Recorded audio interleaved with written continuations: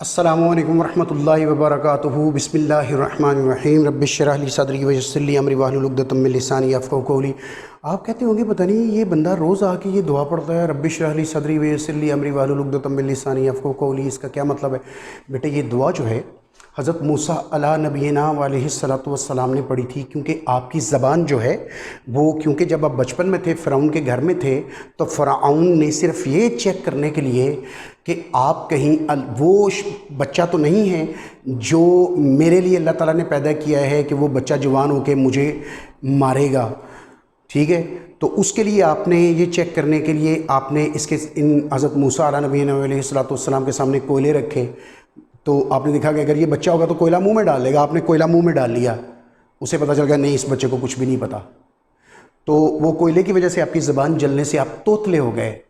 तो उस वजह से फिर आप दुआ अल्लाह से किया करते थे कि अल्लाह मेरी ज़बान की गिरें खोल दे,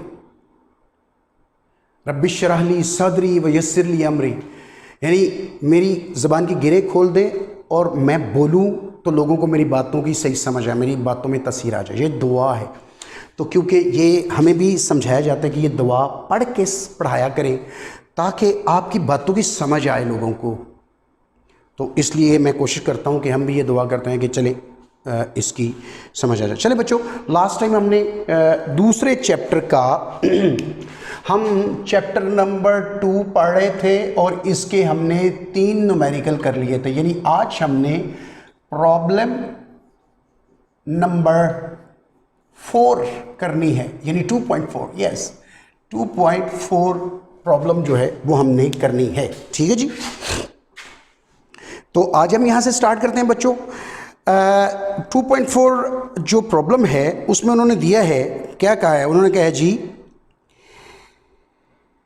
2 पार्टिकल्स आर लोकेटेड एट, ये अभी तक जितने भी हमने प्रॉब्लम्स किए हैं सारे पोजीशन वेक्टर किए हैं, ऑलमोस्ट जितने भी हैं हमने ऐसे किए हैं। मतलब उन्होंने कहा 2 पार्टिकल्स आर लोकेटेड। चले इसको मैं स्टेटमेंट को लिखता नहीं हूँ, सिर्फ डायग्राम बनाता हूँ, ठीक है। आपके पास बुक है, आप इसकी स्टेटमेंट खुद पढ़ लें, मैं इसकी स्टेटमेंट पढ़ता हूँ। वो कहते हैं कि जी 2 पार्टिकल्स ये एक लोकेट करता है। अब भी मैं उसी तरह जो इसकी बुनियादी डायग्राम बनती है, असल डायग्राम जो बनती है इसके क्वाड्रेंट के लिहाज से वही बनाता हूँ ताकि आपको पॉइंट क्लियर रहे। ये जी, ये जनाब हमारे पास रेक्टेंगुलर कोऑर्डिनेट सिस्टम है, ठीक है जी। ये एक्स एक्सिस है, ये वाई एक्सिस है, ओके। उन्होंने कहा जी एक पार्टिकल है जिसका पोजीशन वेक्टर उन्होंने दिया हुआ है, गिवन है, पोजीशन वेक्टर है जी। 2 particles are located at r1 is equal to the 3i plus 7j and r2 is the position vector of the second particle and that position vector is -2 plus 3j, -2 plus 3j. These are the 2 position vector of the considered particles. हमने जो particle जो consider किए हैं उनके ये 2 point. अब इसका पहले देखें, ये पॉइंट चेक करें। मैं ये वाला जो पॉइंट है बच्चों, दोनों पॉजिटिव हैं, 3 भी पॉजिटिव है, 7 भी पॉजिटिव है। इसका मतलब है ये फर्स्ट क्वाड्रेंट में है, ये ले, ये फर्स्ट क्वाड्रेंट में, ये किस क्वाड्रेंट में, क्योंकि ये दोनों पॉजिटिव थे, फर्स्ट क्वाड्रेंट में है। ये फर्स्ट करें, ये पार्टिकल है जिसका पोजीशन वेक्टर r1 है। बना लेते हैं इसको, इसका पोजीशन वेक्टर जो है, चले इसका पोजीशन वेक्टर बच्चों, इसका पोजीशन वेक्टर r1 है। r1 is the position vector of this particle.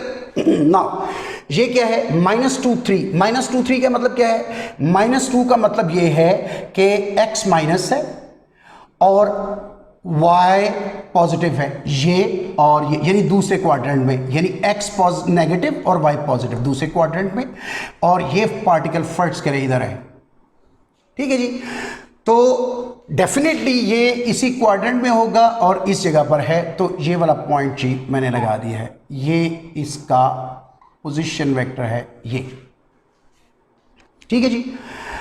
उन्होंने कहा है जी, क्वेश्चन जो है वो क्या है, उन्होंने कहा जी respectively find both the magnitude of the vector and its orientation, यानी कौन सा वेक्टर निकालना है जी, आपने वेक्टर निकालना है, ये जो वेक्टर है, ये वेक्टर जो है जिसकी डायरेक्शन ये है, जिसको मैंने पहले डेल्टा आर कहा था, डेल्टा आर वेक्टर निकाले, यानी डेल्टा आर वेक्टर निकाले जो है R2 minus R1,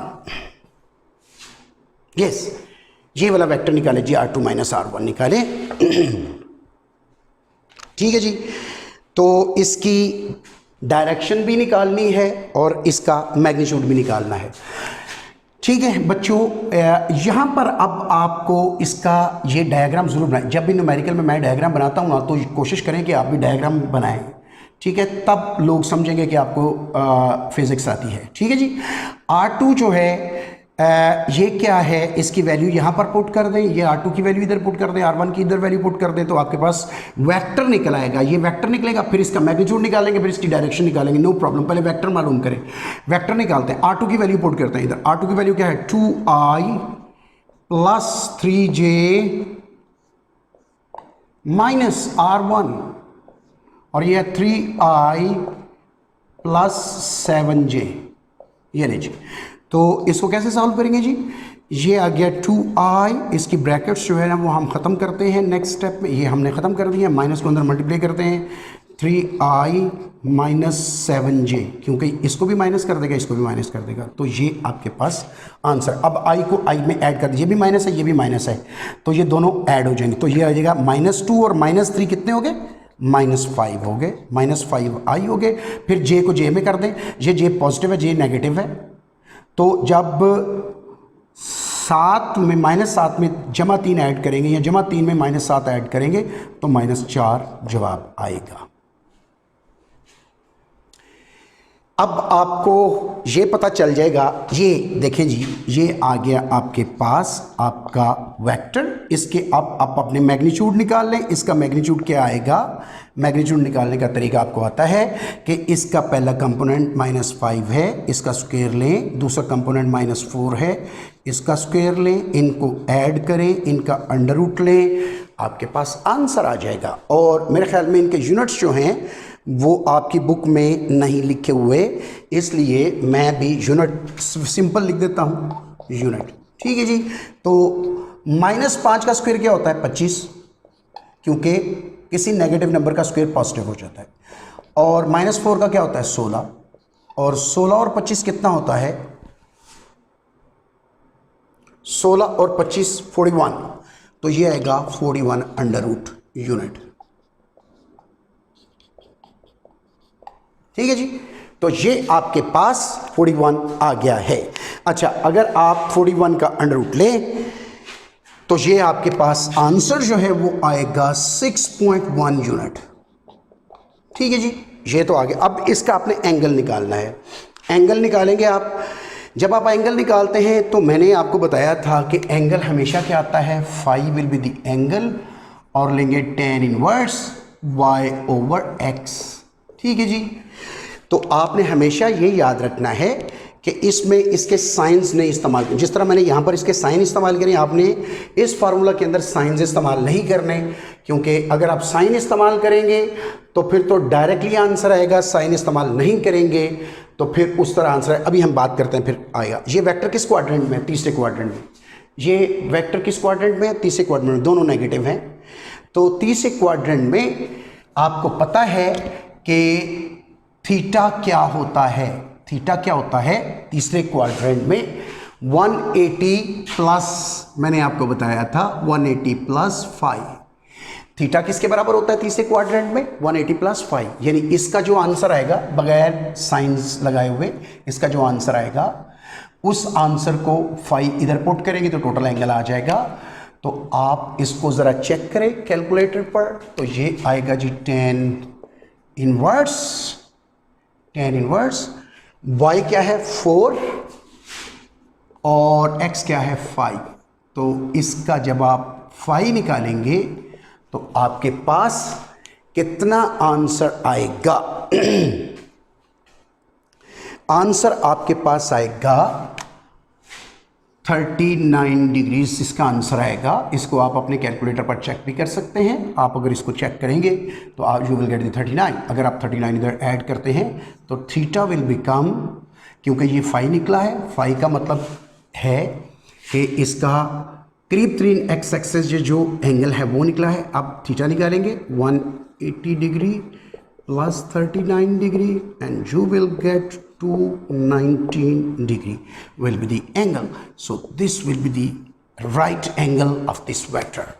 So this is the problem 2.4. ठीक है जी, चलिए नेक्स्ट जो है जी, ये आपकी जो प्रॉब्लम ये आई है जी, ये आंसर निकाला है हमने। चलिए प्रॉब्लम नंबर 2.4 जो है 2.5 सॉरी 2.5 जो है, इसको करते हैं आप प्रॉब्लम नंबर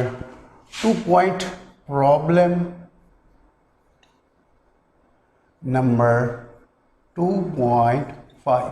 चलिए इसको करते हैं प्रॉब्लम नंबर 2.5 को। प्रॉब्लम नंबर 2.5 क्या है, उन्होंने कहा है कि दो वेक्टर हैं जी। If B is added to vector A, यानी दो वेक्टर्स हैं आपके पास, एक वेक्टर B है और एक वेक्टर A है। ठीक है जी, इन दोनों को if the B is added, समझना जरा आपने, if the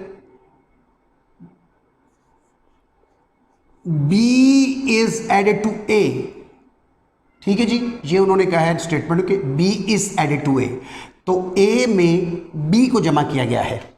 ठीक है जी, तो उन्होंने कहा है कि इसका जो आंसर आता है the result is, if B is added to A the result will be the, आपकी बुक में लिखा हुआ है 6i plus J, yes plus J, ये आंसर आता है। ठीक है जी, और अगर उन्होंने कहा है कि एक बात तो ये हो गई कि जब दो वेक्टर है हमारे पास A और B, उनको जब ऐड करें तो आंसर ये आता है। B को अगर A में ऐड करें तो ये आंसर आता है, और अगर B को A में से सब्ट्रैक्ट करें, if the B is subtracted from A, if the B is subtracted, B is subtracted यानी B को निकालना है A में से, तो if the B is subtracted from A, then answer will be the minus 4i plus 7j, minus 4i plus 7j plus 7j, ये आता है आंसर।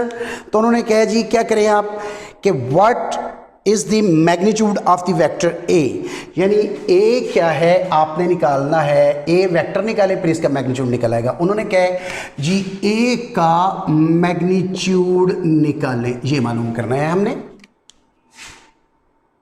ठीक है जी, तो ये जी हमें गिवन है, ये हमने मालूम करना है। अब इसका सोल्यूशन जो है करते हैं जी। सोल्यूशन इसका क्या है, सोल्यूशन इसका सोल्यूशन ये है, इन दो वेक्टर्स को ले लें। पहले देखिए A प्लस B, ये जो है इसका आंसर है 6i प्लस J, और A माइनस B, ये इसका आंसर है माइनस 4i प्लस 7j। ठीक है जी, तो वो कह रहे हैं जी A निकालें। हम A कैसे निकालते हैं समझे ज़रा।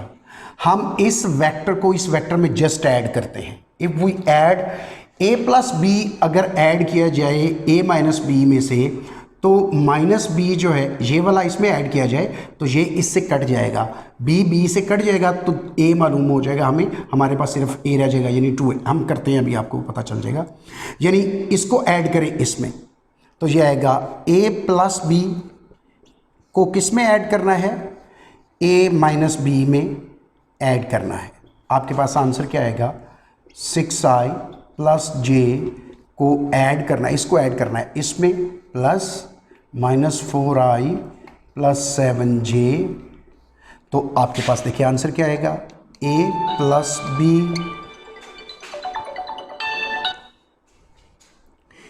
Plus A minus B.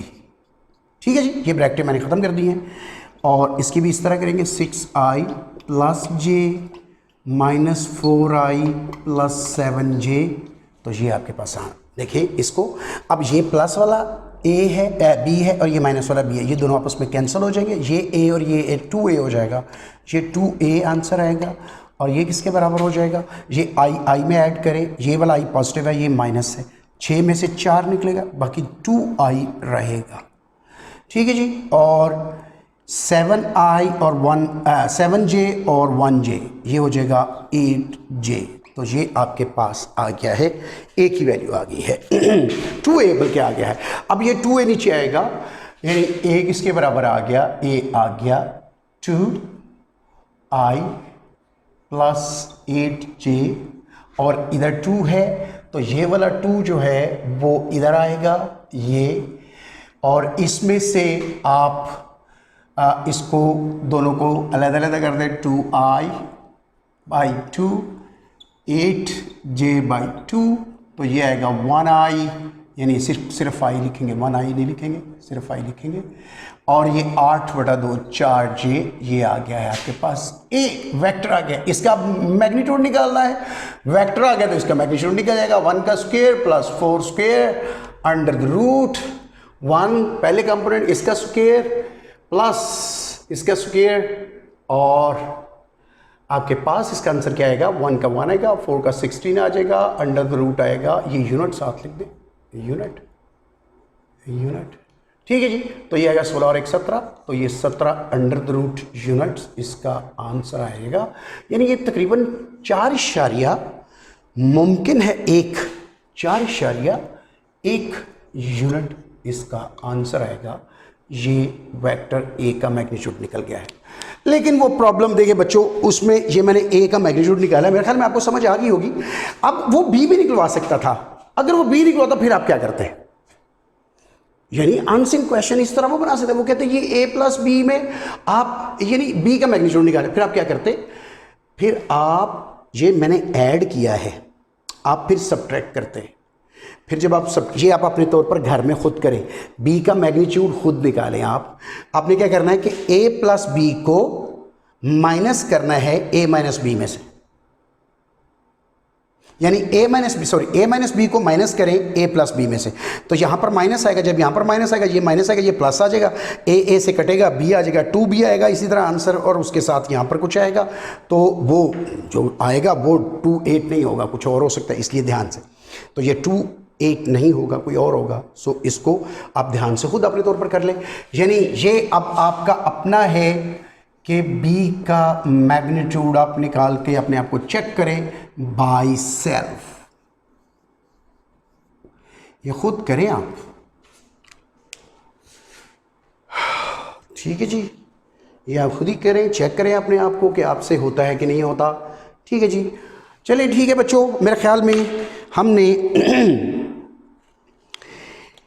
2.5 जो प्रॉब्लम है वो हमने कर ली है, तो 2.6 प्रॉब्लम भी इसी तरह की है, वो मैं आप पर छोड़ता हूँ, आप अपने तौर पर इसको चेक करें, अगर तो आपने सॉल्व कर लिया तो ठीक है, नहीं तो इंशाल्लाह नेक्स्ट लेक्चर में हम 2.6 न्यूमेरिकल जो है वो करेंगे।